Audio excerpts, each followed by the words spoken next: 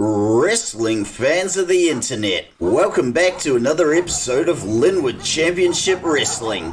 This is your erstwhile host and color commentator, John Adams. And if you love wrestling as much as we here do at LCW, then you've just gotta hop on that main line.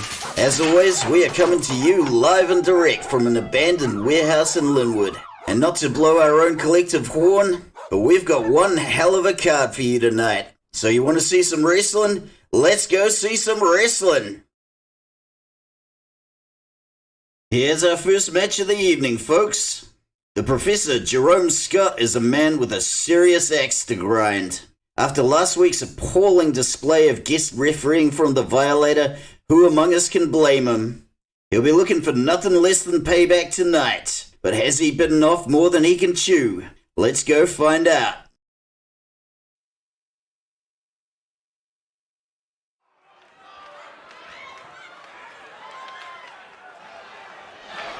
The following match is scheduled for one fall. Introducing first, representing the After Dark Express, from the internet, the Violator. Let's just go ahead and call a spade a shovel, folks. I'm sure this won't be a controversial opinion, but the Violator is not the brightest crayon in the box. We all saw that last week when he kept forgetting how to count to 3, and he is in for a real bad time. We're talking about a guy that probably doesn't even know how to play checkers, and he's about to go in the ring with the guy that's playing 4-dimensional chess. There is an absolute myriad of ways this could go wrong for him.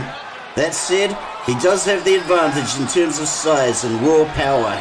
If he can get an early lead and overwhelm his opponent with his sheer brute strength, he might just stand a chance. But this is wrestling and anything can happen, so don't quote me on that. The big question is going to be whether he can pull double duty tonight. The After Dark Express is set to wrestle Broforce 1 for the main event. So if he takes too much of a beating in this one, the boys are screwed, I'm sorry to say. But at the end of the day, if you take a dump in your own beard, you've got no cause to complain when you roll over into it. Words of wisdom, folks. And his challenger, from Cleveland, Ohio, in the United States, the Professor, Jerome Scott. Now, not to take anything away from Hamish Gunn, but there's a lot of people, myself included, who think the Professor should have won that last match. We all saw what he could do last week, and he's about to do it in front of a referee like Tom Herb, who as far as we know can count to 3. As we say at LCW, you've got to get up pretty early in the morning to put one over on Tom Herb. That said, old Tommy Boy's been sleeping in a lot lately. I think it's his new girlfriend. She's really boring. Whenever she starts in with the blah blah blah yakety smackety about her job feeding the aardvarks at the zoo, old Tommy Boy comes down with narcolepsy. That's right, Tom, your new girlfriend sucks. I'm just saying what everybody's thinking. Our referee, Tom Herb, rings the bell, and we are away. The Professor charges in early, giving the Violator a good walloping. But will it be enough? The Violator's just shrugging it off. Swing and a miss from the Violator. Oh, sneaky back elbow to the head. And now he's picked up the Professor, and he's carrying him like a baby, but the Professor's powering out. And the Violator just shoving him off and kicking him when he's down. Scott gets up and fires back. Violator shoving him off again. Has the Professor bitten off more than he can chew this time? Violator grabs him by the head and he's just cranking that neck. And the Professor is just powerless to stop him. If this is a squash match, you don't want the Violator to be the one doing the squashing. Trust me on this one, folks. I had to take Jonesy from the Cockney Pickpockets to the ER after the Violator accidentally sat on him at our Christmas party. That was not a fun trip. If the Professor can't fight back against this savage onslaught, he is not going to have enough brain cells left to understand physics, let alone teach him. Oh my god, the Professor's finally firing back! Violator with with a kick to the gut and he's scooping him into the powerbomb position, but the Professor's fighting back. He's punching his way out. He's paying the Violator back with interest, and the Violator is looking to hurt. Oh my god, 250 plus kilos of Violator meat straight over the rope. What's the Professor lining up here? Oh my god, suicide dive over the top rope into the Violator. That was badass. We gotta see that again. And as you might have noticed, Ernie the cameraman's got some new filters for his camera. And if playing with those filters helps him stop thinking about the mortgage he can't pay off, the wife who hates his guts, and the 3 children who think he sucks, I'm all for it. And we are seeing one hell of a comeback here, folks. And that was a beautiful swinging neck breaker. Violator tries to chicken out and run back to the ring, but gets a show-off slam for his troubles. School is back in session and the Professor is dropping some knowledge. Violator slips his corpulent frame back in the ring and walks into a falling axe handle. The crowd are absolutely loving this. Professor slips out of the ring. What's he planning? Oh my god, slingshot crossbody. And now the Professor is the one cranking the Violator's hairy bloated neck for all it's worth. The worm has, as they say, really turned in this match. Professor posts up on the middle rope a la his hero Bret the Hitman Hart. Misses the drop and he gets an axe handle to the back from the Violator. The Violator is awoken from his slumber and this doesn't look good, folks. No. Leave my desk alone. Other side of the ring, other side of the ring. Violator powerbombs the Professor straight onto the cardboard outside the ring. And he hits the Professor with a massive senton splash. If these two can stay away from the disc I'm hiding under, I'll be a happy commentator. No, what did I just tell you? No, not again. You suck, Violator. Professor's roaring back to life and he's got a leg and leg sweep and oh my god, knee crusher. Fallen elbow to the hamstring. The Professor is absolutely laying out a clinic tonight. And he's going up top, this is going to be good. And just look at the height on that falling axe handle. And a leg drop. There is no stopping Jerome Scott now. DDT! There was just so much cool stuff happening. Let's see it again, Ernie. Mark my words, folks. Jerome Scott is the next Bret the Hitman Hart. And we got him. And he's not going anywhere until we give him his passport back. So let's pray that day never comes. So suck it, all you other wrestling promotions. We got the Professor and you can't have him. But if you wanted to take Jonesy or Kimberly Sullivan off our hands, maybe we'd be open to negotiation. Right now, the Violator has to be deeply regretting accepting Jerome Scott's challenge. And mercifully for me, hiding under the table, they're both going back ringside. Scott's taken to the top story, and here comes a massive elbow drop. The Violator is in a world of pain. There's something really cool's about to happen, I just know it. Oh my god, am I seeing this?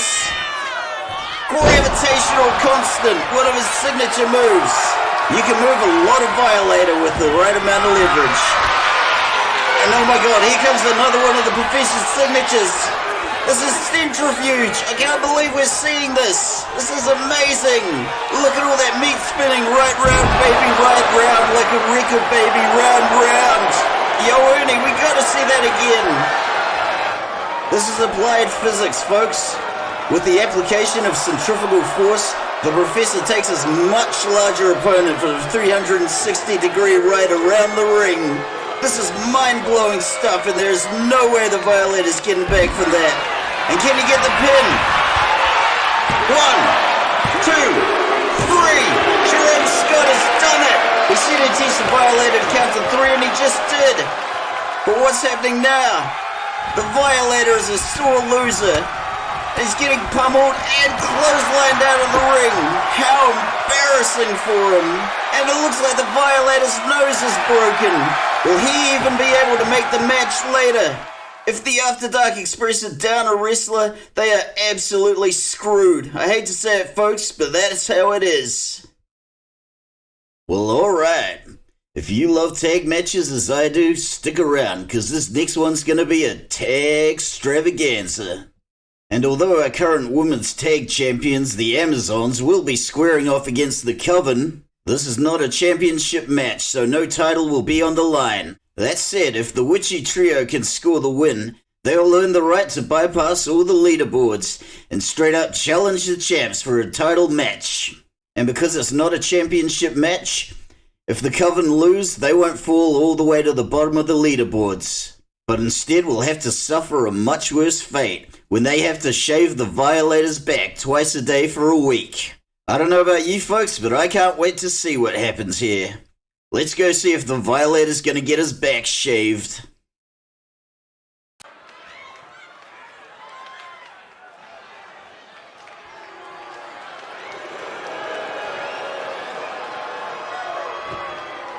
The following tag match is scheduled for one fall. Okay folks, I gotta admit, I'm starting to get a little freaked out here. I've never really been good with the dark, if I'm being honest.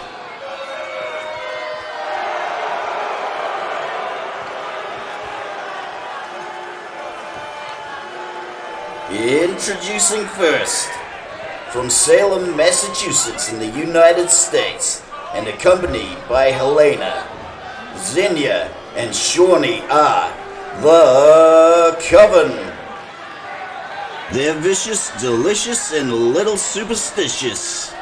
Xenia, Shawnee, and Helena make up the Coven. In case we've never mentioned it before, folks, like a lot of wrestling promotions out there, we here at LCW abide by the free bird rule. In summary, any tag team with more than 2 members, like the Coven or the Cockney Pickpockets, can nominate which 2 of its members will compete in any tag match. And tonight, Xenia and Shawnee will be competing, with Helena acting as manager. You'll also be pleased to know that unlike Alonso Constanzo and Sector Del Muerte, the Coven have reassured us that they only ever use their black magic to annoy, harass, and inconvenience people they don't like. And while this plucky commentator feels relatively safe, my advice to the rest of you is not to incur their wrath. If Xenia, Shawnee, and Helena shake you down for your lunch money, just give it up and try to move on. You can always make a sandwich when you get home. Besides a shot at the title, the Coven are also fighting tonight in the hope that they won't have to shave the Violators back for a week. I was hoping I'd get a week off from that odious task, but I'll probably never be that lucky. When am I ever that lucky, folks?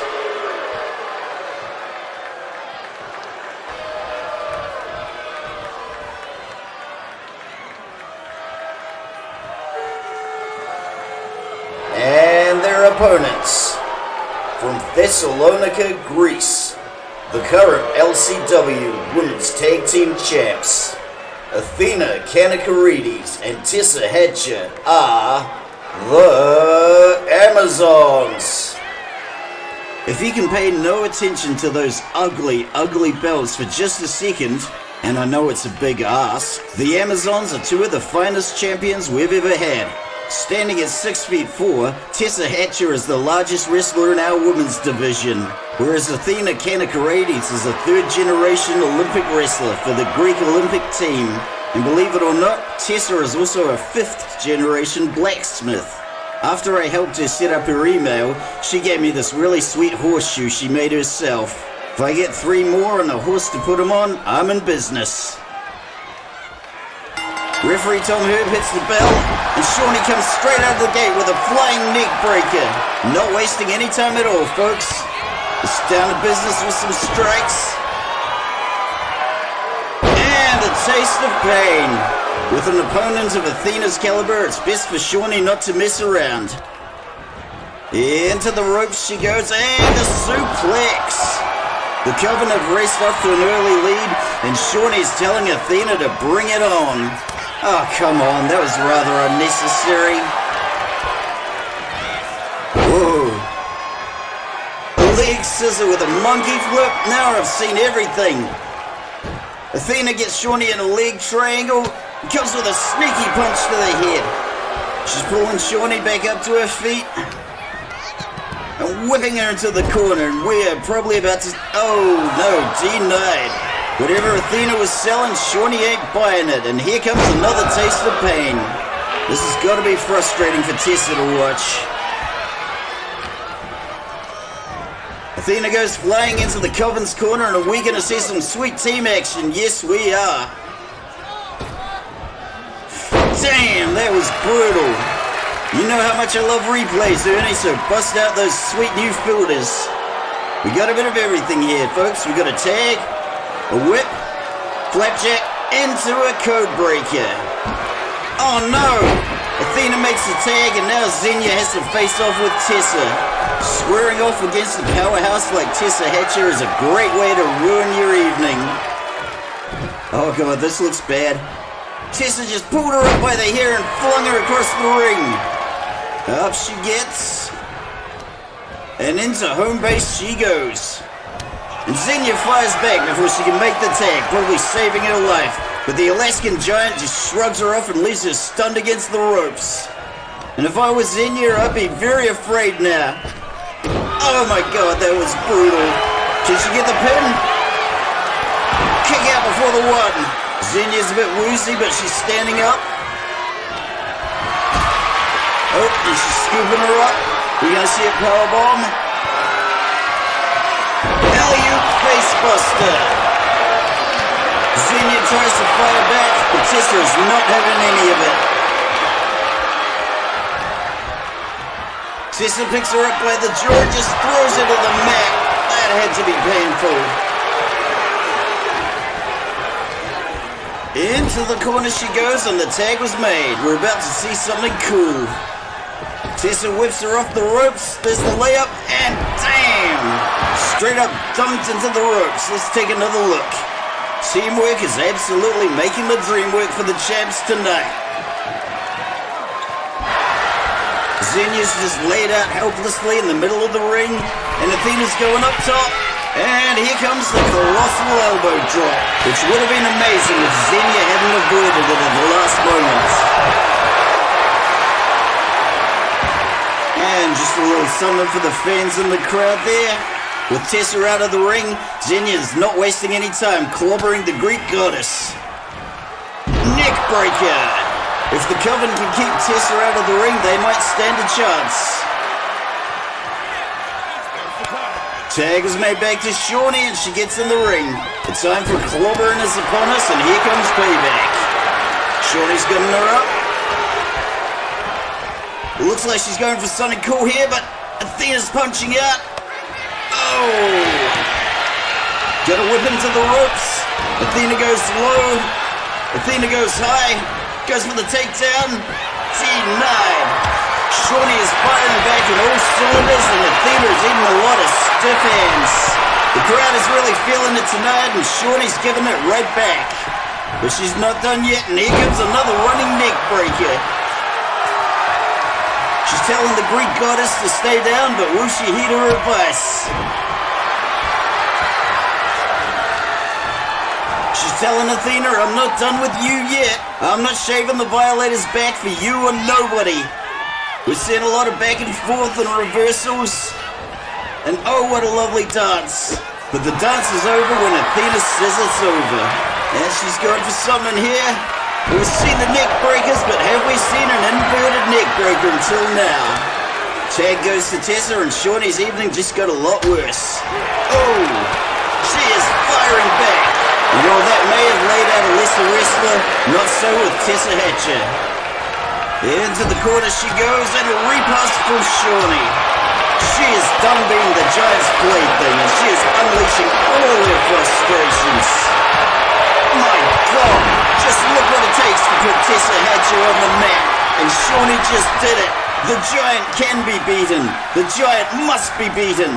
Tessa Hatcher's starting to see the effects of this match, as she's a little off her feet. And that probably didn't go the way she intended. Shawnee taking control and just choking the life out of the Giant. And taking it to the mat with a vicious barrage of punches. Whatever advantage Tessa Hatcher had at the beginning is long gone, and we are down to brass tacks. Into the corner Tessa goes. And we're about to see it again, folks. Here comes the flapjack and the code breaker. Tessa is looking bad and she's calling for the tag, but Xenia's not having any of it. She's not giving the giant any room to breathe. And this is smart strategy from the Coven. And she's going for the crossface. And Tessa powers out. Xenia's getting back to her feet. Ooh, jawbreaker. She's laying it in. What do we got here, folks? An arm drag, a roll, and a knee drop. That was awesome. Xenia laps up the adoration of the crowd while Tessa rolls out of the ring. Going out to join her. Cheeky kick to the face and a diving axe handle sends the Giant to the cardboard. This is looking bad for the Giant. Gonna whip into the... Oh, reversal. Oh, quarter in time. Tessa makes it back to the safety of the ring. And here comes Xenia to join her.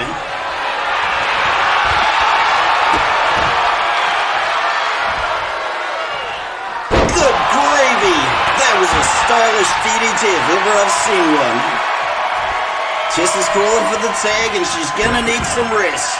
And here comes Athena. Here's a knuckle sandwich for you. Oh, this looks like it could be good. Oh, Athena is powering up. Oh my god. And it's about to get even better with a standing moonsault. And a pin attempt. 1, 2.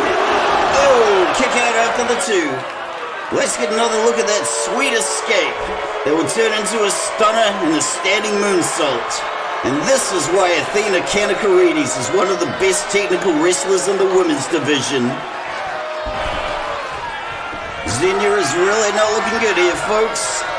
And she's desperately trying to crawl to Shorty for the tag, but Athena is not letting her off that easy. She gets the leg and a foot DDT. Up she gets. And to the corner. We're about to see some more teamwork making the dream work. And here we go. Double suplex in stereo. Xenia goes flying. Tessa goes low. Scoops her up into a spinning mat slam and a pin. 1. Oh, kick out. Just look at all those bruises on Tessa's torso. It's going to take a whole lot of ice packs. Oh, look out, Tom Herb. You going to get it. And apparently not. Up into the torture rack position, and this is bad news. Ow! Straight face first into the ropes. Xenia's desperately trying to crawl her way to Shawnee, but it's just not happening. She's crawling up into the corner. This could be bad. Oh! Xenia's revving up and knocks her off her feet with an uppercut and makes the tag to Shawnee. Here she comes. Into the corner, and another tag denied. Tessa's night is about to get a lot worse with this swinging neck breaker. Ooh. Oh, come on, that's not very sportsmanlike. Shorty's going up top, and she pays for her aggression by getting dumped by Athena.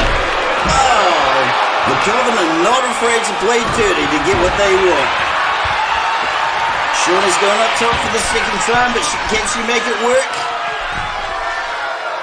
Falling knee drop.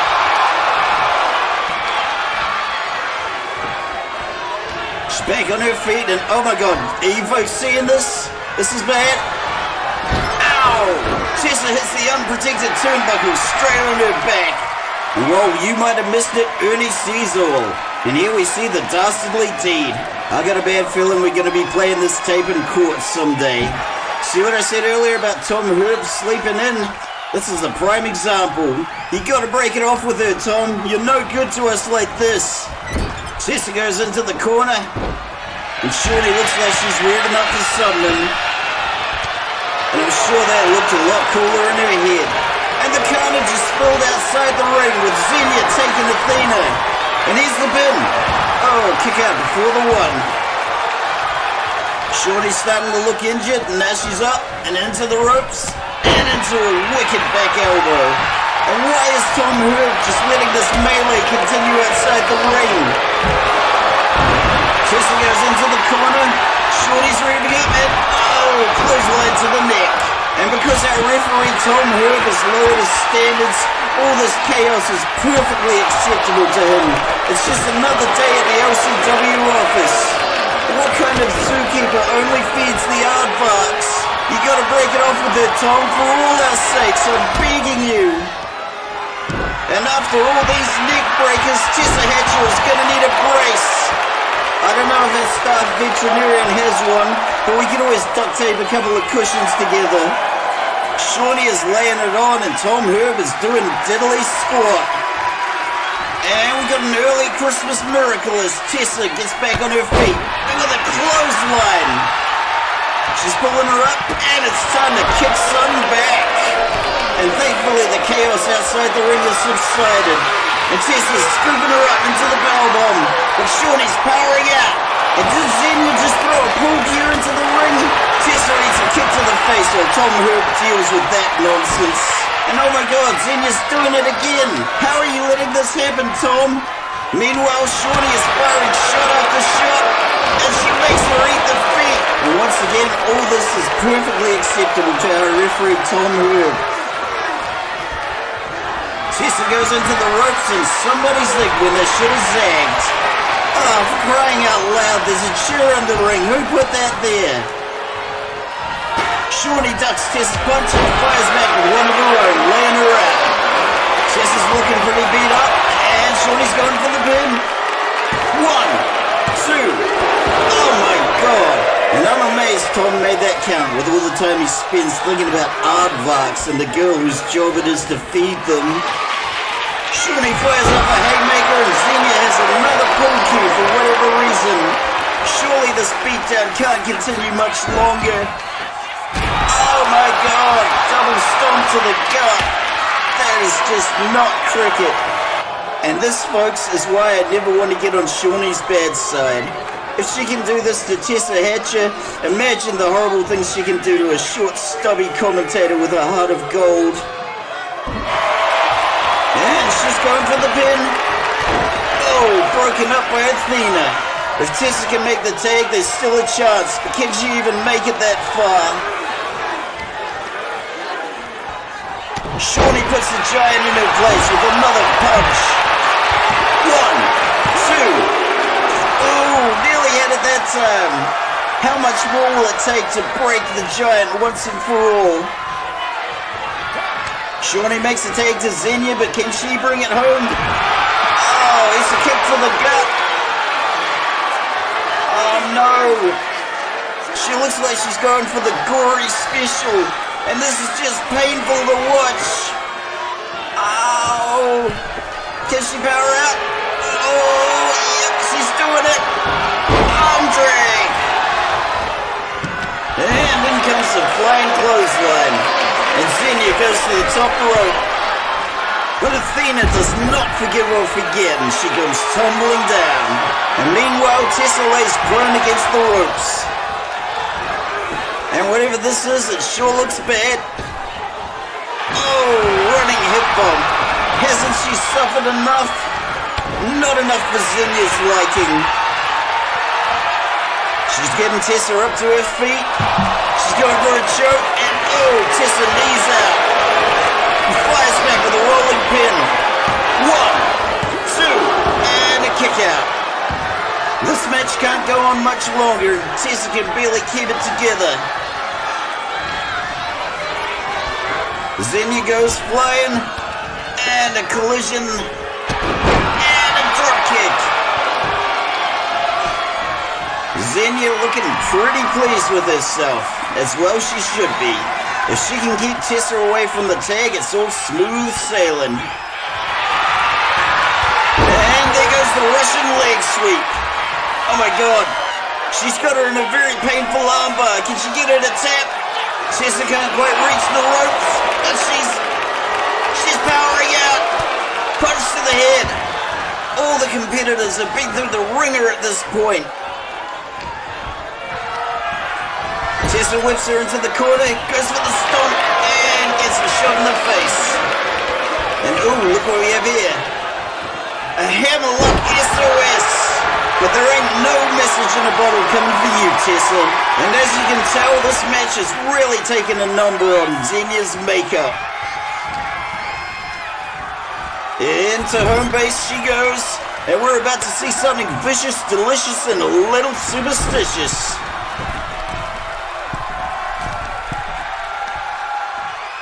Sweet, merciful crap!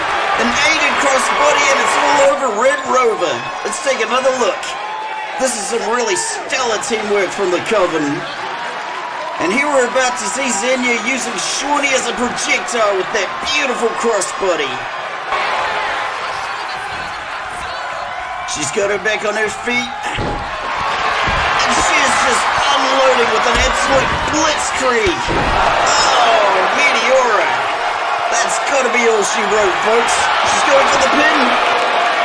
1, 2, 3. The Coven have done it. And most importantly, I remembered the name of Ernie's kid. So let's take a look at some highlights from little Bertha. We saw a whole lot of aggression from Shawnee early on. What are you talking about, Ernie? Your name's not Bertha? Daphne? I'll get it one of these days. Anywho, Bertha managed to capture some good footage here. And look at that. You just gotta love that flapjack into a codebreaker combo. But there is no denying the raw power of Tessa Hatcher on display. The whole tone of the match changed dramatically when she tagged in. And my oh my, did we see some good teamwork. Like this assisted layup and a dunk from the Amazons. We saw a whole lot of pin attempts, but as always, it's only the one at the end that counts. And unfortunately, our referee Tom Herb was checked out for a lot of the match, dreaming about his really boring girlfriend who literally only feeds the aardvarks at the zoo. If the giraffes and the Tasmanian devils get hungry, well, that's way above her pay grade, so they just have to wait for Susan to clock in on the next shift. Probably. The Coven did it, folks. They brought their A-game tonight and earned their shot at the title. Helena informs us that they will be taking that shot on the next full moon, which is June the 11th. I don't think that's going to be a Tuesday, but let's see what we can do to accommodate them. It's an odd request, but I've had enough sorcerers casting hexes on me this year, so I'm inclined to say, let's just give them what they want.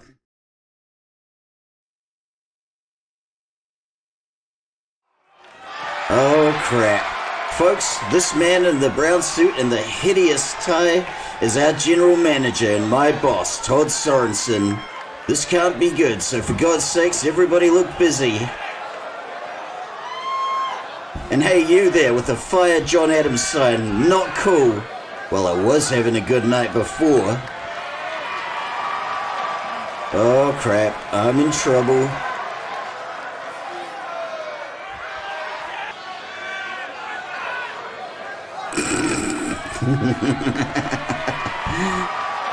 What, seriously? Oh my god, finally! Thank you, Todd. You're doing a good thing.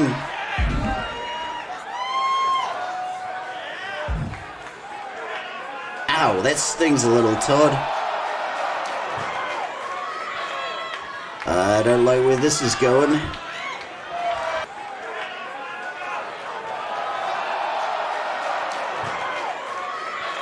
No, why would you do this, Todd? Why? Ow, words hurt, Todd. You what? You gotta be kidding me! Wow, there's just so much to unpack from that. My boss comes out here in front of everyone, defends the non-existent art skills of his 3-year-old son, brags about all the money he's made from finding me. He tells everyone he's using that money to fund his 3-year-old son's quote-unquote art career, and very soon we're gonna have even worse-looking championship belts. And if I criticize those belts, I'm gonna be fined double. And hey, don't forget to buy some merch on your way out, folks. Stay classy, Todd Sorensen. Well, folks, after a telling off like that from my boss, I think I need something to put me in a good mood, and I'm hoping this next match will do it. Whatever my personal feelings may be about Kimberly Sullivan, I've got to give her this. She is a gifted gymnast and a talented wrestler. And hell, it's always great to see Fernanda again. Now, it'd be very unprofessional if I told you who I wanted to win, but I'm just hoping it's anybody but Kimberly. Let's go check it out now.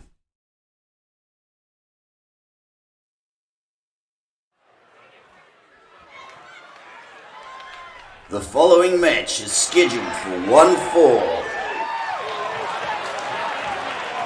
Introducing first, from Sao Paulo, Brazil, the Queen of the Rota, Fernanda Caballera.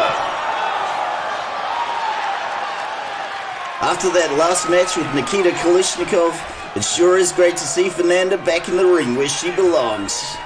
And although she's got a very well-rounded set of skills at her disposal, she's always going to be a high flyer at heart. And no doubt that well-rounded skill set will come in handy tonight as she takes on one of our best high flyers, Kimberly Sullivan, the mean girl, who I'm absolutely not attracted to anymore. So sorry, Kimberly, but it's all about Brandy Dixon now. Oh crap! Did I just say that out loud, or was I just thinking it? This is bad. Bad commentator, John. Be a professional like Ernie the cameraman. But without the mortgage you can't pay off, the wife who hates your guts, and the 3 kids who think you suck. And I'm sorry, Ernie, but your daughter Bertha's been spilling the beans big time. And ooh, what's going on here? Oh my god, Kimberly's coming straight to the ring. She must really want this fight, because she never misses the chance to show off that medal she won. And this is kicking off now, folks. Referee Tom Herb scrambles outside the ring to re-establish order, but can he do it? Apparently not, because this just got personal, and this is exciting. We have no idea what set Kimberly off, but just about any slight, real or imagined is always a good excuse for the mean girl to kick off. And look at that head scissor whip and a forward roll. The mean girl's displaying those gymnastic skills. Whatever's coming now could be bad for the Queen of the Rota. Oh my god! Swanton dive over the top rope. Let's see that again. And this is why the mean girl is one of our best high flyers. She didn't even need a running start. That was amazing. This match hasn't even officially started, and the mean girl is delivering the goods. I can't wait to find out what set this temper tantrum off. Ow! Taking out Fernanda's kneecaps. That's not cool. Oh, stomp to the elbow. The mean girl just piling it on. Stump puller. Tom Herb hasn't even rung the bell yet. This is more of a one-sided beatdown, and finally Fernanda kicks her off and goes into the ring. A little showboating for all the miscreants in the crowd, and here comes the mean girl. This match is finally underway, but Fernanda is at a disadvantage here. She gets whipped in the ropes and Hurricane Rana.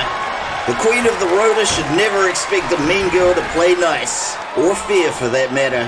Kimberly's revving up what she's got. Oh, misses with the senton bomb. And Fernanda hits her with a rolling thunder kick. And a little more showboating, because that's how they do it in the Rota. And here comes Kimberly, straight to work with the cheap shots, and she's twisting Fernanda's arm. And a roll over into a pin. 1, 2, and a kick out. Better luck next time, Kimberly. She's going for the trapeze, and shotgun dropkick misses the mark. She's at Fernanda's mercy now. Oh my god, I've never seen a leg drop like that. That was amazing. She's landing to Kimberly. Kimberly catches the kick and leg sweep. She is nowhere near done humiliating her opponent. It's not even about the beatdown for her, it's the humiliation. You're a horrible person, Kimberly Sullivan. Kimberly's going up top, but can she make it work? She's lining up in target. She's going for a Hurricane Rana, but she gets intercepted. Oh my god. Now that was a reversal and a half. Let's see that again, Ernie. It's almost like Fernanda knew what was coming, and most importantly, how to intercept it. And although Kimberly could have punched out of this powerbomb position, she just didn't think that far ahead. Nicely done, Fernanda.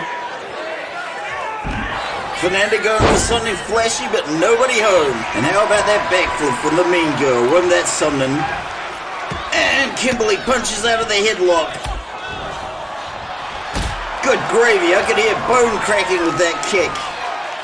Oh, Spanish fly.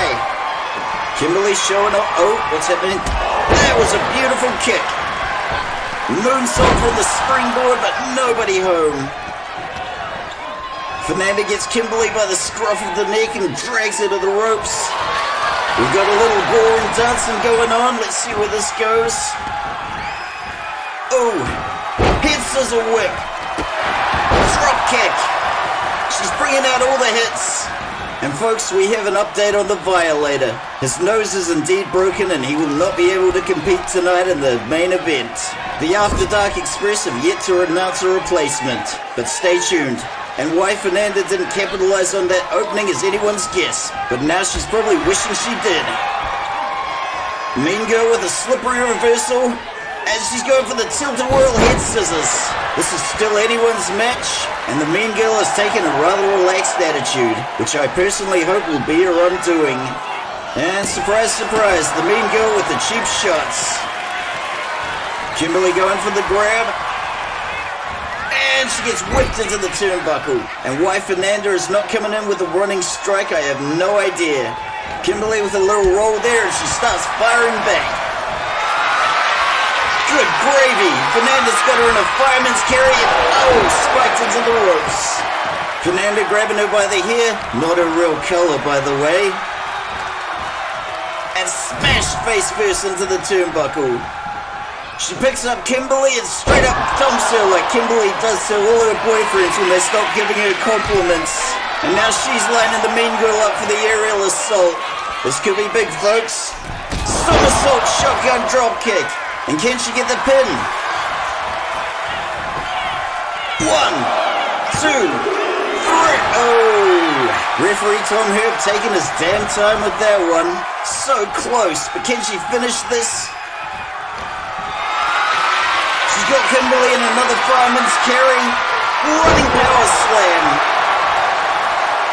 She's going up top again, and this could be really cool. Holy crap! Corkscrew moonsault into the pin.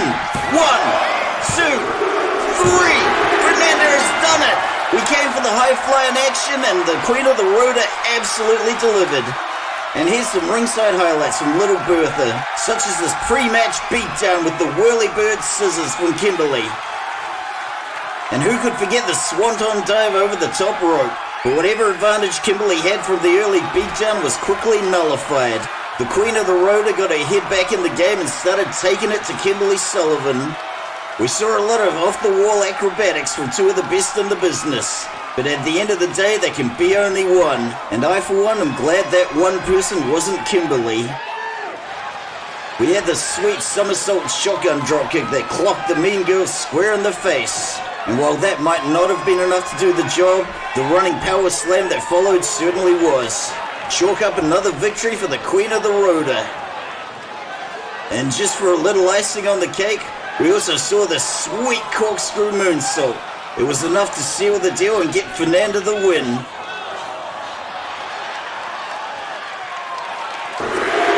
So congratulations to Fernanda Cavalera on another victory. Ooh, what's happening now? Yes! Do it, Fernanda! Do it! She's telling referee Tom Herb, you don't want none of this, buddy. This is payback for the pre-match beatdown and the crowd is loving it. And you know what? So am I. Oh my god, she's got a table! Am I really gonna see this? It's not even my birthday! Somebody's been reading my wish list. And Tom Herb's got enough survival instinct to get the hell out of Dodge.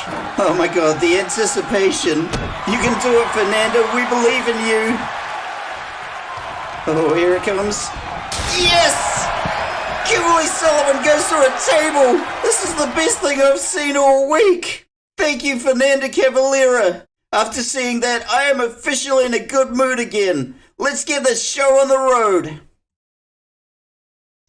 Behold, evil incarnate. Alonso Constanzo, the leader of Sector Del Muerte, is without a doubt the most evil man to ever set foot in an LCW ring.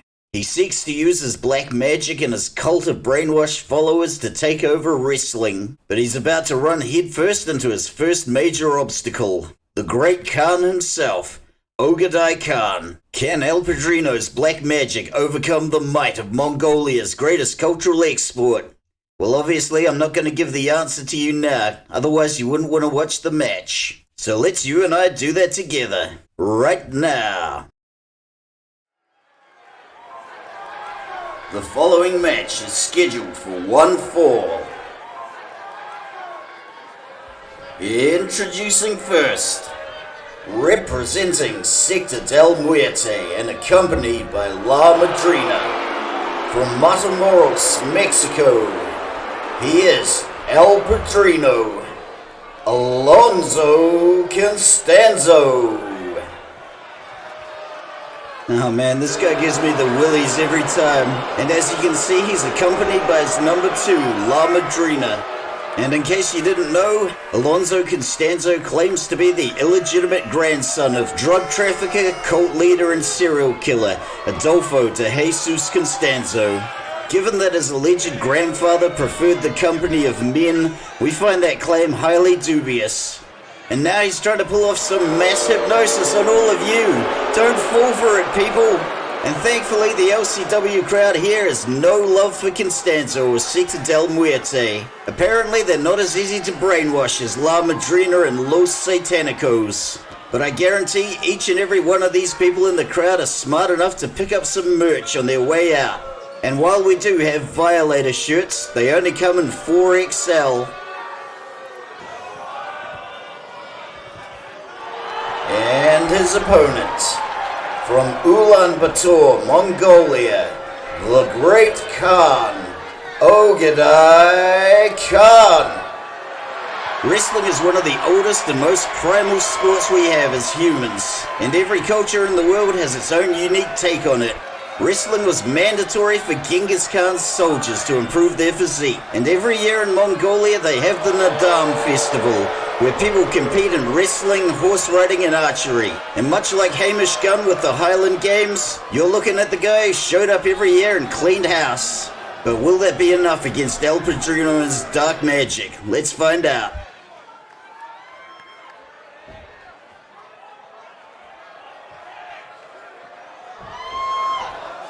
Our referee Tom Hoop sounds the bell, and we're off.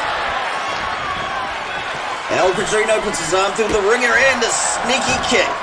The omens are in his favor tonight, and he's come out swinging. And he wants the whole crowd to know that he's the daddy around here. Ogadai's off to a rough start, but he's back on his feet, swinging and counted into a slam. El Padrino taking his time, no doubt trying to figure out the cruelest way to make his opponents suffer. And I can only hope the disc I'm cowering under will protect me from Padrino's magic.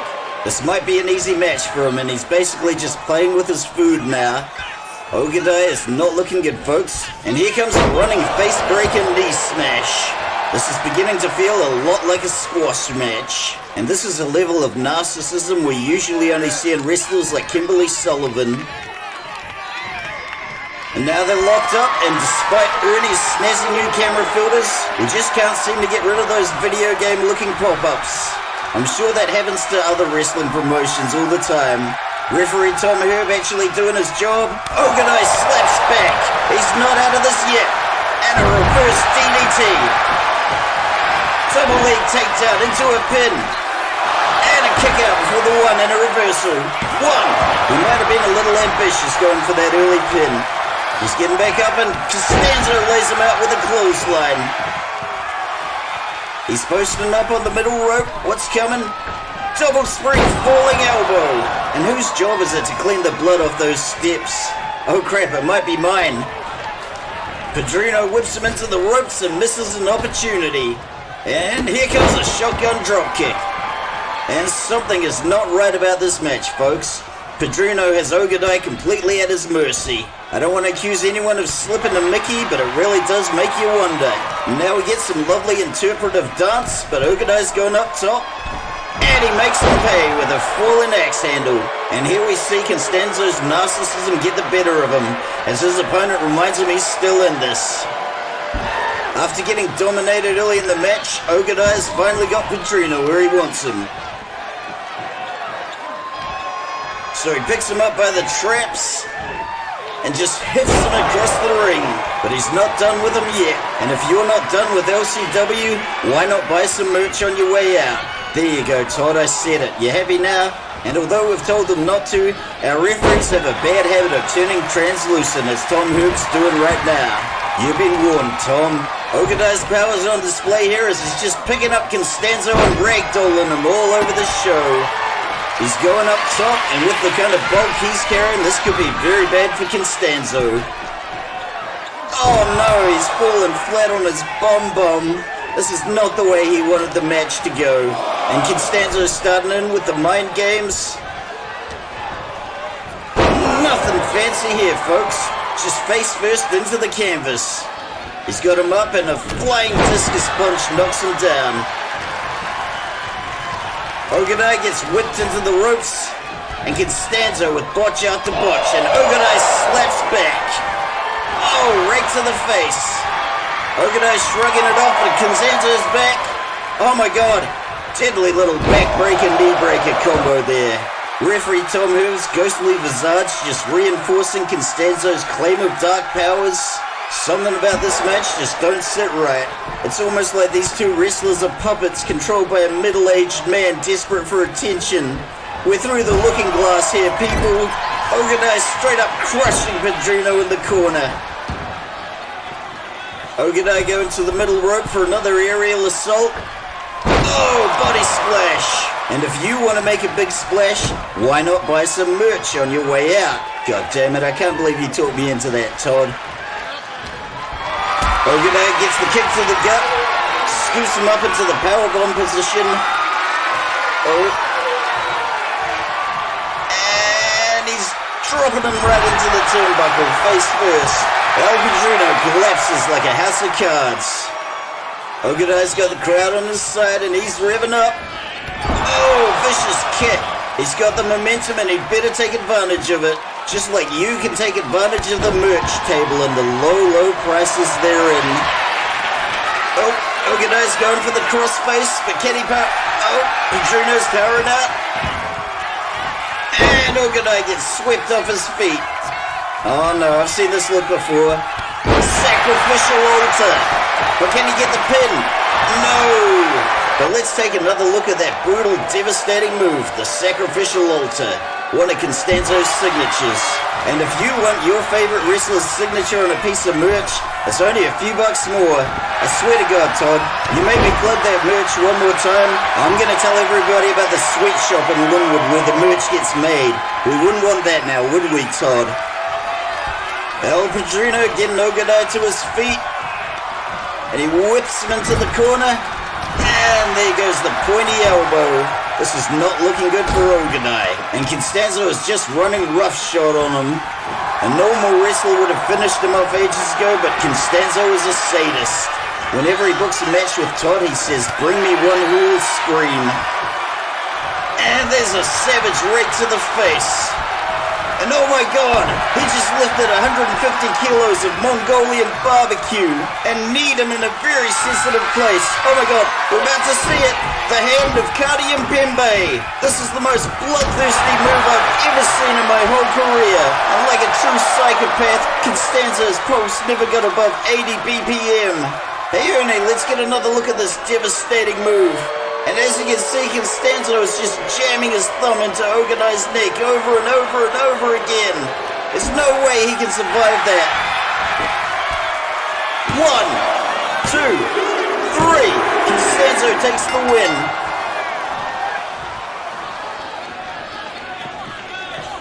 Oh my god, I can't believe my eyes. The enforcer, Yuri Kalishnikov, is back, and it looks like he's got a score to settle with El Padrino. What could it possibly be?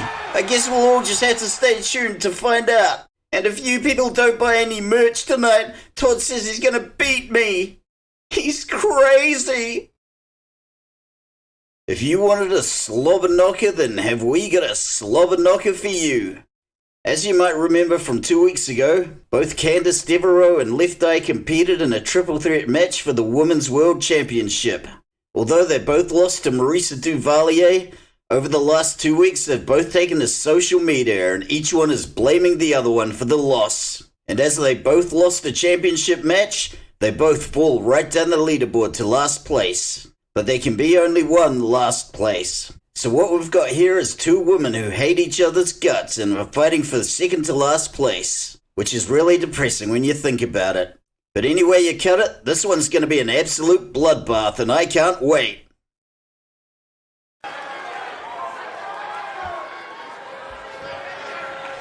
The following match is scheduled for one fall. Introducing first, from Venice Beach, California, in the United States, Miss Venice Beach, Candice Devereaux. You know, folks, one of these days I'm going to try and figure out how the leaderboards at LCW work. I tried asking Todd Sorensen to walk me through it, but he says it's a bunch of complicated math that a guy like me wouldn't understand. There's a whole lot of numerals involved, I'm guessing at least 10. But nevertheless, both competitors are fighting tonight to avoid the indignity of being dead last. That's enough motivation for a good match right there, and I'm sure it's a predicament most of us can sympathize with. If you follow either of these two on social media, you'll know that a lot of strong words were said. There were threats of eating each other's babies, and a lot of other things I don't feel comfortable repeating in a family-friendly environment. What's the world coming to when you can't take the kids out to watch two women beat each other absolutely bloody without somebody ruining it with their potty mouth? I tell you folks, things ain't like they used to was.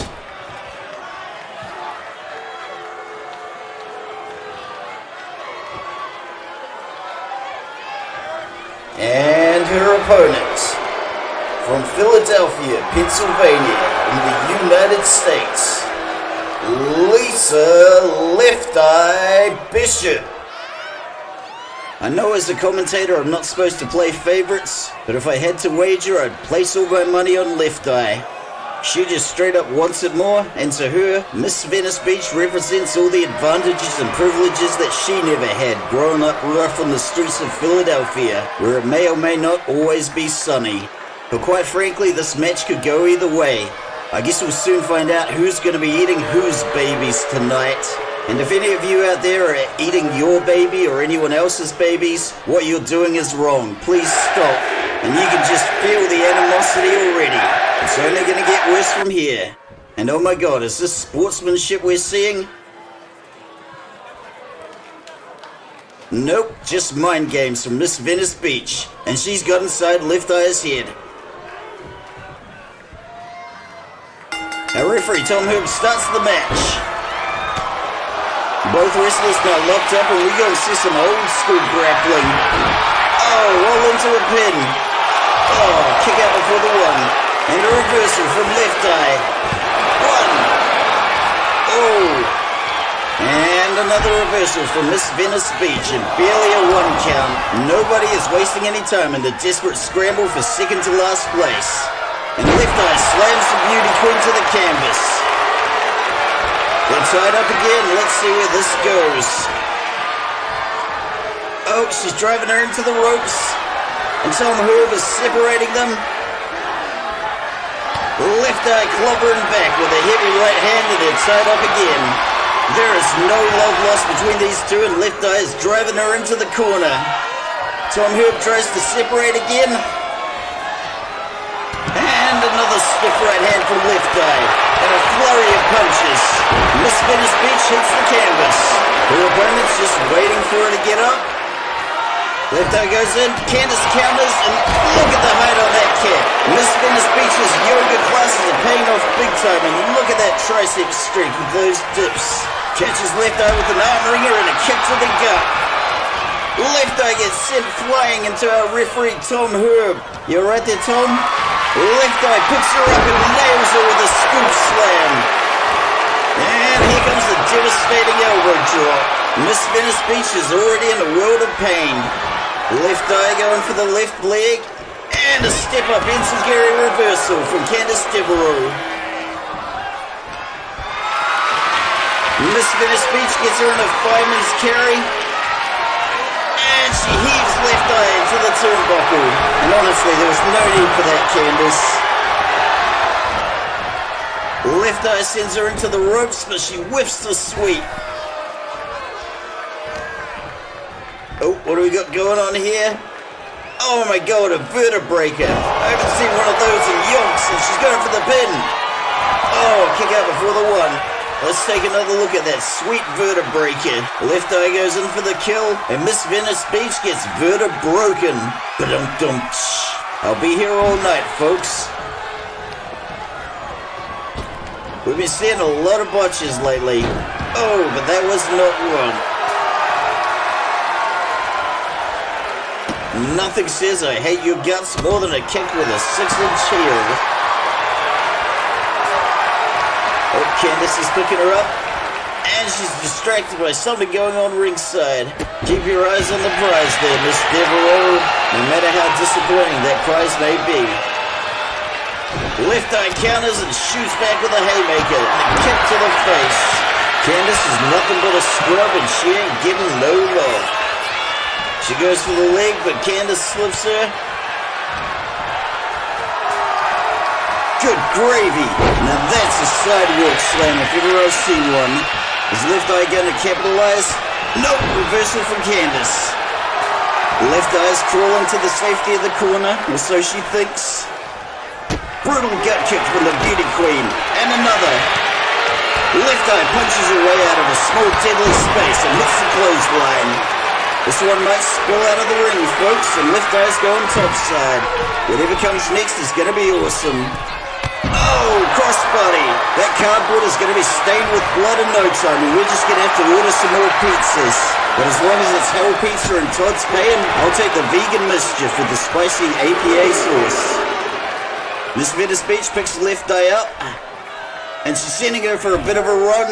Nobody wants this to end in a countout, because last time we had a match that did, well, we all remember last March's disastrous PLE, which we still can't really talk about for legal reasons. Candice Devereaux has taken the lead in this match, and let's see if Left Eye can come back. If she knows what's good for her, she best get back in the ring ASAP. Get it together, Left Eye. Unlike the Violator, Tom Herb can count to 10. Oh, shoved off the apron. This is some real cheap heat we're seeing from Miss Venice Beach. And here comes Miss Venice Beach to break the count out and inadvertently save this match. We got 2 weeks of bad blood, and these two are showing zero respect for each other. We came for a slobber knocker, and the slobber is indeed being knocked. And Miss Venice Beach into the barricade. Ow! She really clocked her with that one. And just look at that. Miss Venice Beach is bleeding, and it's a gusher. No way she's letting that slide. Just look at the height of those kicks. Those boots are made for kicking, and that's just what they'll do. Devereaux going up top, and this is bad for Left Eye. But great news for us wrestling fans, because that elbow drop was badass. And Miss Venice Beach looks like she's lining something up. Oh, sweet, I think we're going to see it. The coronation, look at this. Bam! Let's take another look, Ernie. And here we're seeing one of the deadliest moves in Devereaux's arsenal. This could have been the end of the match right there, but Left Eye miraculously got the rope break. They're back on their feet, and Candice is taking a laid-back attitude, but she best not get too complacent against somebody like Left Eye. Up she gets, and into the turnbuckle she goes. My God, look at the height on that kick. I really need to check out some of those yoga classes Candice has got on her YouTube channel. I was walking my dog the other day and trying to bend over to pick up some dog poo, but it took me 2 or 3 swings and a bit of momentum to get there, so I desperately need them. Miss Venice Beach going for something. Oh, Left Eye shoots back. Left Eye's leading the dance and face first into the mat. And can she get the pin? 1, 2. Oh my God. Kick out at the last possible microsecond. Left Eye's getting up, and she's going for the armbar and stretching her out. Oh, that had to hurt. But you know what won't hurt? Picking up some merch on the way out. That's the last one I'm doing, Todd. Devereaux kicking back with those 6-inch heels. And a snapmare into... Oh, sucker kick to the face. That was unnecessary. And there is something deeply disturbing about seeing a former beauty queen covered in blood like this. And we're about to see another aerial assault. And just look at that stunning crossbody. Say what you will about wrestling, but you can't fake gravity. Devereaux pulls left eye up. Thrown into the corner. And she's going post to post and coast to coast on this one. And how does a human being even bend like that? Left eye rolling to the safety of the cardboard again. And Miss Venice Beach slipping out to join her. Falling axe handle. I didn't think it were possible, but somehow this match is getting even more personal. Now I can't read lips, but something was definitely said about Left Eye's controversial relationship with gangster rapper Pump Daddy. And now she's just toying with her. But the future Mrs. Pump Daddy isn't having any of that. She's getting her into the powerbomb. And there goes the alley-oop face breaker. As if Devereaux's face wasn't broken enough already. And just look at this crowd full of ugly, out-of-shape people. They are going crazy. But Left Eye says we're going to finish this in the ring where we started. Left Eye's looking to finish this one off. We got a club and strike to the back. And a slap across the face and a flurry of punches. And a power slam into a pin. What? Oh, kick out before the one. But let's see that salvo again. And a reminder that Pump Daddy's new album is streaming on Spotify and Apple Music. But it's not as good as the last two. He's just kind of phoning it in at this stage. Left Eye's back on her feet and the clothesline. Left Eye going to the top of the rope. And an elbow drop that hits harder than Pump Daddy's first two albums before he started phoning it in. Whatever comes next for Devereaux isn't going to be good. We got a boot on the throat and a kickback from Miss Venice Beach. She's going for a fisherman suplex and what the hell was that? 1, 2. Oh, kick out from Left Eye. And that was a Z360, another one of Devereaux's signatures. She's going for the kick, but Left Eye catches and hits her with the bionic elbow. And my God, look at that slap. And Left Eye's looking like she's getting her own back. Going down to finish her off. Oh, knee to the head. Sweeps in, gets the pin. Look at that flexibility. 1, 2, 3. Candice wins. Miss Venice Beach gets second to last place on the leaderboards. And here's Ernie's kid Daphne with the highlights. At least I think her name's Daphne. It's probably not Bertha. But a slobber knocker we were promised and a slobber knocker we got. Left Eye showing her opponent less love than she does to the respective scrubs in her life. And Miss Venice Beach paying it back in kind. We saw some incredible wrestling in this match tonight, folks. 2 weeks of animosity boiling over. Referee Tom Herb working overtime to make sure these two don't pull each other's fingernails out. We also got a lot of aerial assaults and some sweet, sweet gravity. But my God, what a toll this match has taken on both the competitors. Miss Venice Beach took the lead psychologically right at the beginning, and in the end that was enough. And while she may be riding high on this victory, Candice should really check in with our staff veterinarian to get that head wound stitched up, because that's a gusher.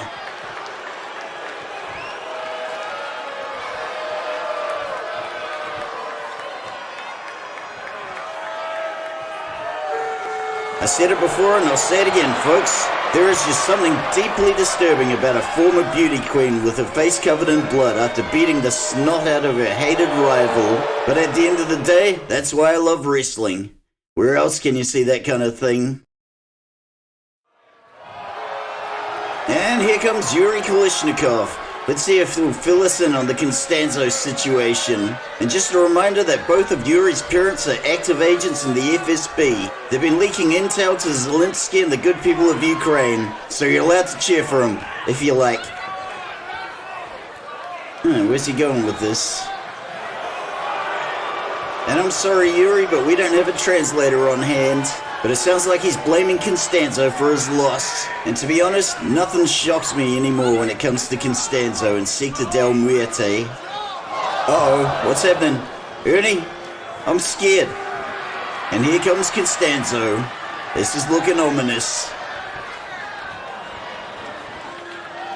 Everything? Oh God, what's gonna happen now?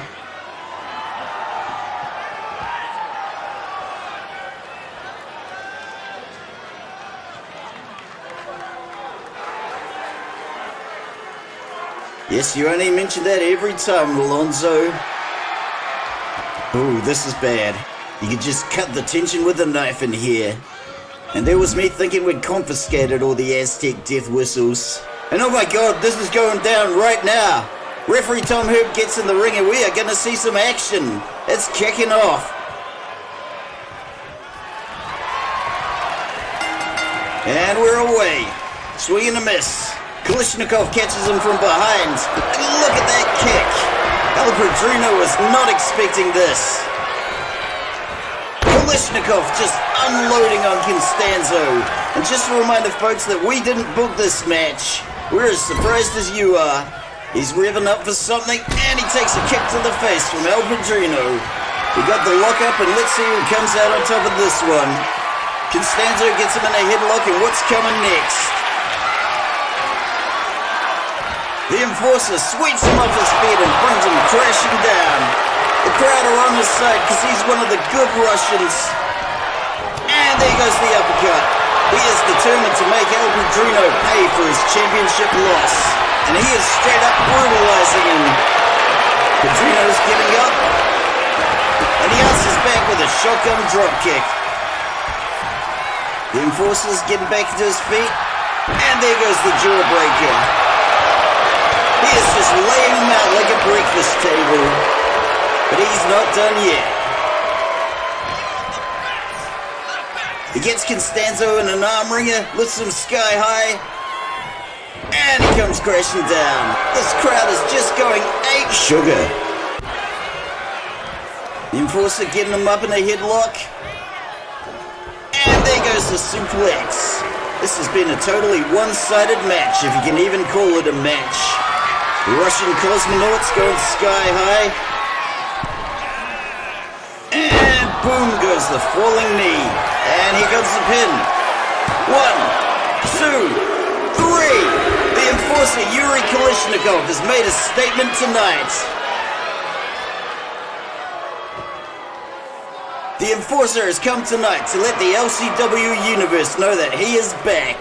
And he is coming for that championship belt again. And woe unto anybody foolish enough to get in the way of this Siberian blizzard. I for one can't wait to see what his next move will be. But one thing's for sure. He's just painted a big red target on his back to Alonzo Constanzo and all of Sector del Muerte.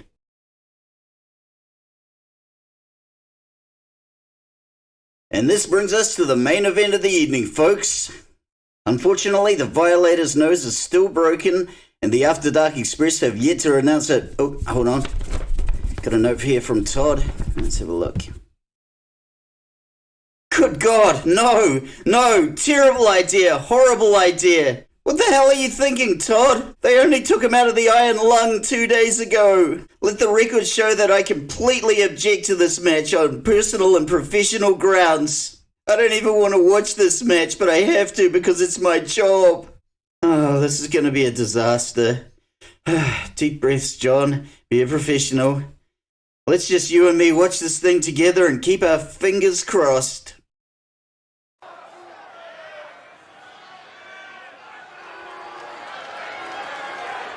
The following tag match is scheduled for one fall.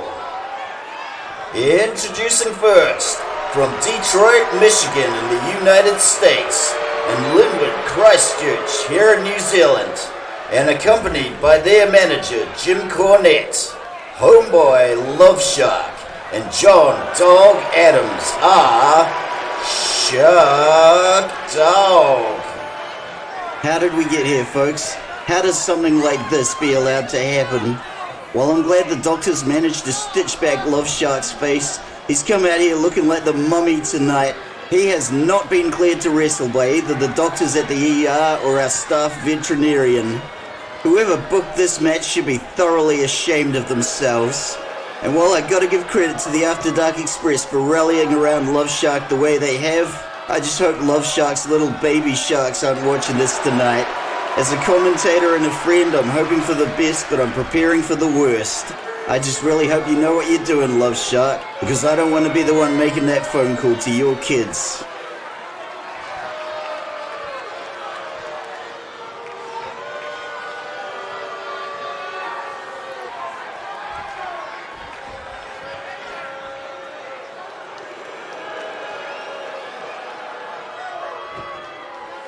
And their opponents, accompanied by their scumbag manager, Vince Russo, from Boksburg, South Africa, and Linwood, Christchurch, here in New Zealand, Jan de Slagter and Linwood Knight are Broforce One.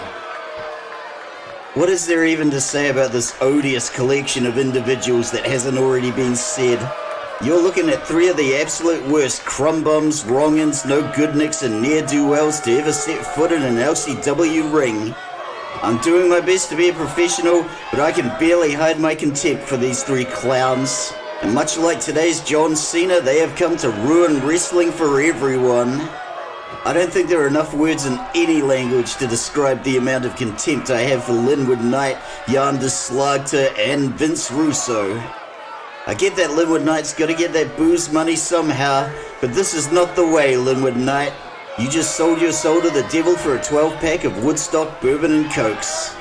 John Dog Adams has taken the lead, but can he do it without his ride or die, the Violator? I got a bad feeling, folks. And we're off. Linwood Knight draws first blood with a drop kick. Linwood Knight getting in a few cheap shots there. And John Dog kicks him off. And fires back with a falling headbutt.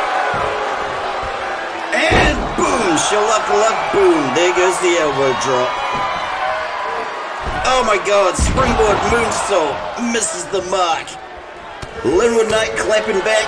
Oh no, oh what's this? He's got his fingers in his mouth. That's disgusting. We don't know where those hands have been. He slips outside the ring and he's daring John Dog to get back up. Goes for a springboard attack and falls flat on his back. And John Dog getting him those attacks where he can. He's trying to get him up and he takes a kick to the head from Linwood Knight. And a judo throw. Love Shark gets a tag, and let's hope none of his stitches burst. Senton bomb. He's picking up Linwood Knight. Scooping him into the power bomb. And straight into the turnbuckle. Linwood Knight was seeing double before, but now he's seeing triple. And I wouldn't get too premature with the celebrations there, Love Shark. But let's see that again. You can tell that buckle bomb really rattled Linwood Knight. Oh, he's going to be feeling that the rest of the match. Love Shark gets the counter and gives him a damn good walloping. He is going to town. Who knew he had this in him? 1, 2. Oh, kick out. Whatever pills our staff veterinarian gave Love Shark seem to be doing the job. Love Shark's getting him up. Into the fireman's carry and down into a backbreaker. The Butcher may be the one he wants, but he's happy to give a good walloping to Linwood Knight. And into the turnbuckle he goes. And here comes some sweet team action. Into the ropes and nothing fancy here, just a big old alley-oop.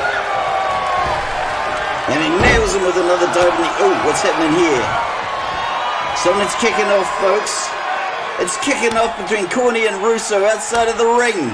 And referee Herb Thompson comes to eject both managers. Let's see what effect that's going to have on the match going forward. I got dollars to donuts. It says these two will be thrown down in the gorilla position once they leave the ramp. And with that out of the way, let's get back to the match. And we're back underway with a swing and a miss and a counter. And here comes the high-flying John Dog with a crossbody off the springboard. And he's going up top, trying to get the crowd to rally to Love Shark's cause. But I think most of them are already there. Love Shark can't resist the sneaky punch. Now he's got Linwood Knight's attention. And here comes some more sweet team action. Look at that! Flying clothesline across and trapped Linwood Knight. Let's see that again. And here we see homeboy Love Shark drawing on his basketball experience to give John Dog an alley-oop and nothing but nets. Love Shark's back in the mix, but the Butcher is the one he wants. And like a coward, he's just been using Linwood Knight as a meat shield. Oh, he got a couple of good shots in there. And we got a sneaky reversal from Linwood Knight. Love Shark goes for the corner, crumples up, and miraculously bounces back. And another reversal from Linwood Knight. Love Shark is roaring back, and my God! Shucking and jiving like the Love Shark we all know and love. And here comes the slaughter. Single leg takedown. And he's rolling him into a pin. Oh, kick out before the one. Love Shark ducks the stomp and oh, how about that ass? He is feeling it tonight. He is doing way better than we all thought he would. Oh, and he let his guard down and paid for it. Sheep kick to the groin. And the Butcher makes the tag to Linwood Knight. This one's spilling out of the ring and hopefully away from the disc I'm hiding under. He's trying to lift them up, but it'll take a lot more strength than that. And you know what? Because it's Love Shark doing it, I'm not even going to complain about the disc this time. The Slugter is still his #1 target. And now he's going to make him pay. Oh my God. 1, 2, 3, 4, 5, 6, 7, 8, 9. But now is not the time to celebrate. And Linwood Knight clocks him with a drop kick from the top rope. He makes him pay, and he's going for the pin. Kick out before the one. Linwood Knight is already bleeding this early into the match. Not a good sign for him.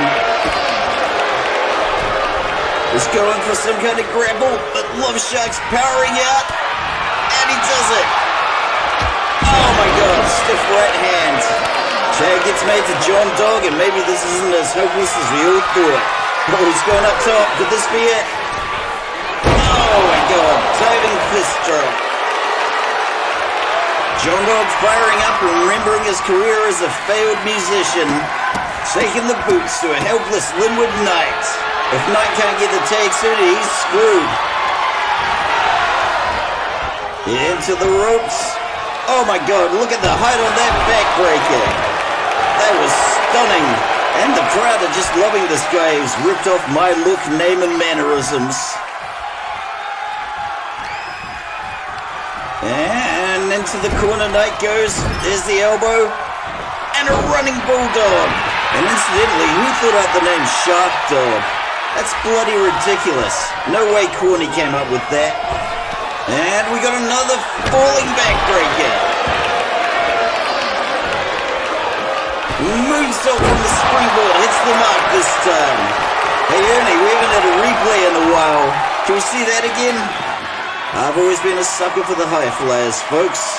And while there are many wrestlers on our roster who do it better than John Dog, this is still pretty cool nevertheless. As long as Love Shark's stitches don't come apart, the After Dark Express, or Shark Dog, might just pull this off. Stranger things have happened. Butcher gets kicked off the apron with a drop kick. And Love Shark's back in the game. Linwood Knight misses with the slide and gets a damn good clobbering for his troubles. Oh my God, sidewalk slam. The Butcher's meat shield has taken a hell of a pummeling.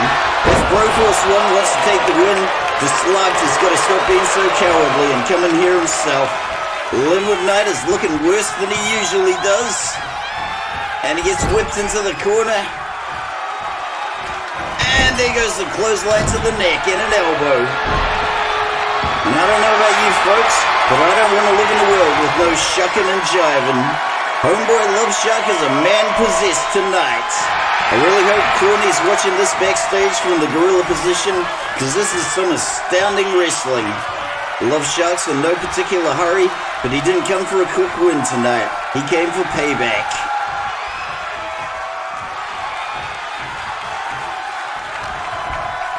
And we got the headlock. And there goes the suplex toss. Homeboy Love Shark flexing his dad bod for the crowd.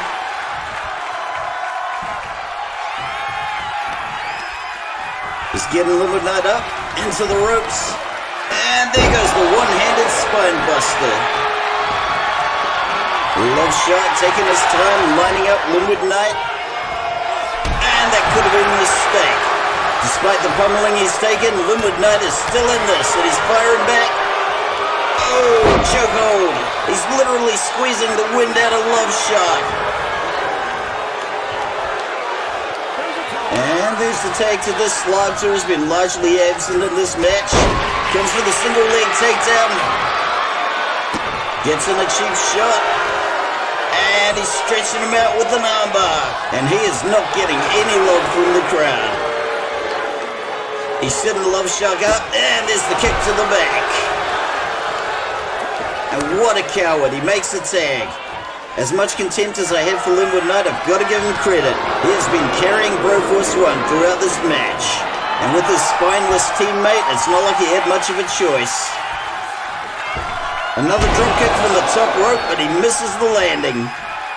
He's badly injured, and he just ate another stiff right from homeboy Loveshark, and the tag is made to John Dog. John Dog really needs to lay off the diving headbutts. We all know what happened to Chris Benoit, and it's not a pleasant story. Nevertheless, he's one of the best high flyers we can afford. Riven up for something? Casket drop from the springboard. This crowd is well and truly on the side of Shark Dog tonight. What's he going for here? He's got him up. Oh, knee to the gut. He's riven up. And a leapfrog and a lariat. Linwood Knight is just running on fumes. Just look at those welts on his back. Into the ropes he goes. And another falling backbreaker. Why mess with the classics?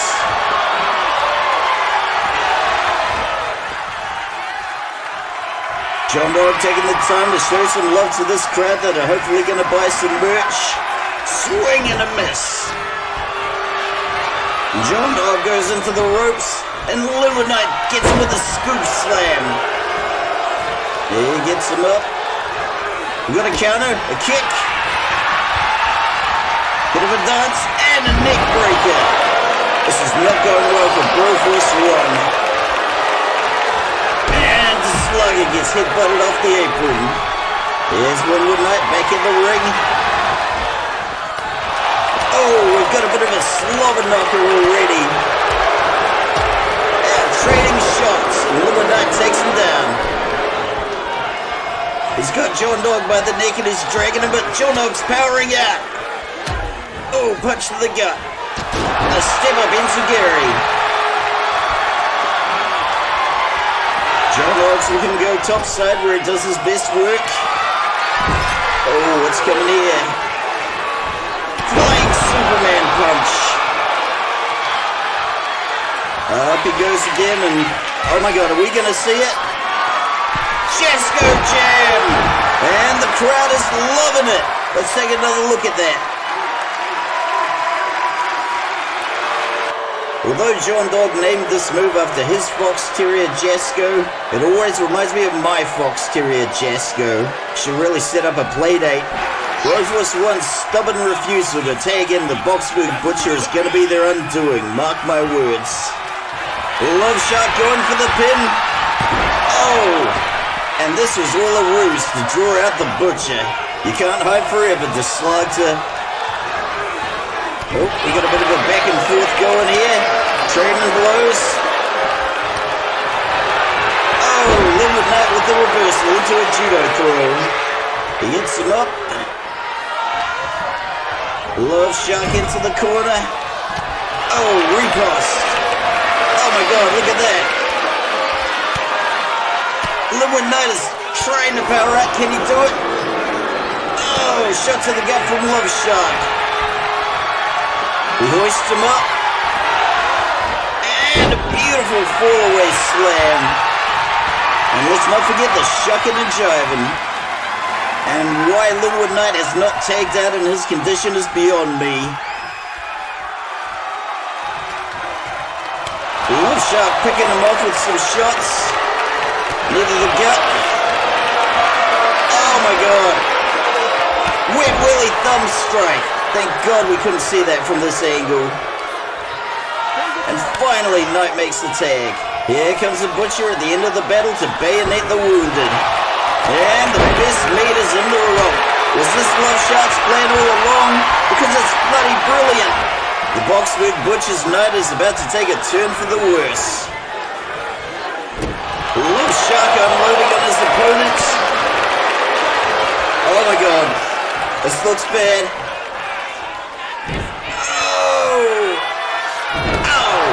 Got a backbreaker and a gutbuster, and a shock and jive for good measure. Let's take another look at that sweet backbreaker gutbuster combo. Who knew Love Shark had it in him? The heavy tranquilizers our veterinarian gave him have not dulled his ring senses in the least. This is a side of Love Shark I've never seen before, and this is amazing. Love Shark is hell-bent on getting his revenge, and he's just taking the screws to the Butcher. This is absolutely glorious.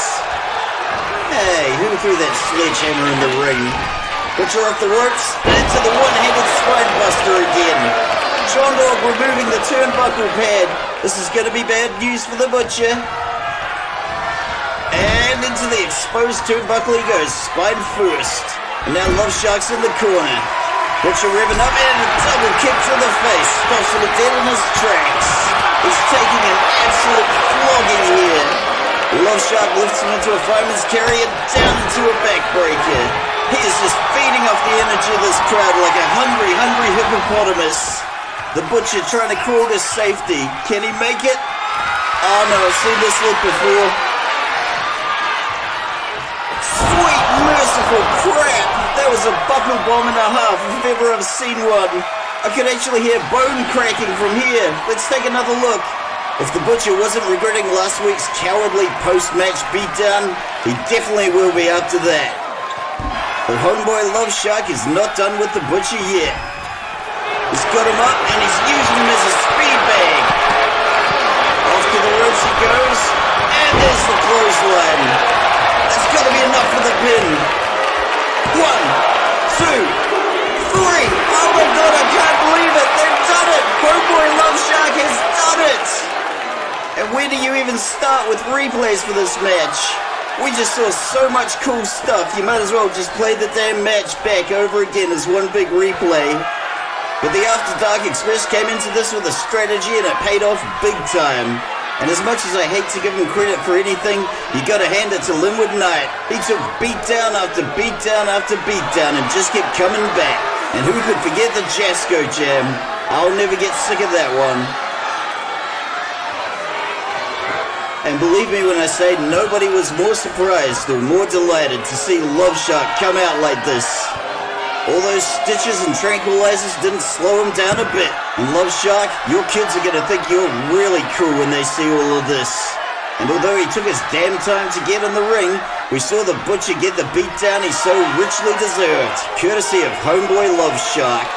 He's probably gonna need a lot more medical attention than our staff veterinarian can give him, and the irony is just delicious. And I guarantee this buckle bomb will continue to grace highlight reels for years to come.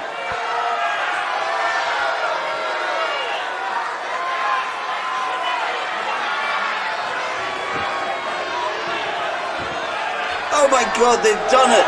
Homeboy Love Shark and the After Dark Express have done it!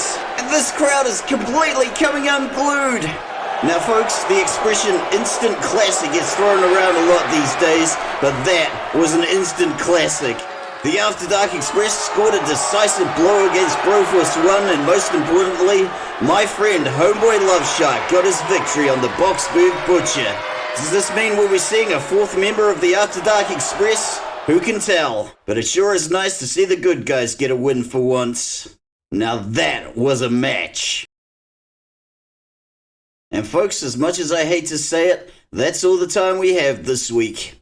And as always, this is your erstwhile host and commentator, John Adams, and I want to thank each and every one of you for tuning in. And if you've got any kind of beef, you can take it to the main line, lcwmainline@gmail.com. Until we meet again, dear viewer, this is John Adams encouraging you to go out and support your local independent wrestling promotions. Because that's where the real passion is, and that's where the real wrestling goes down.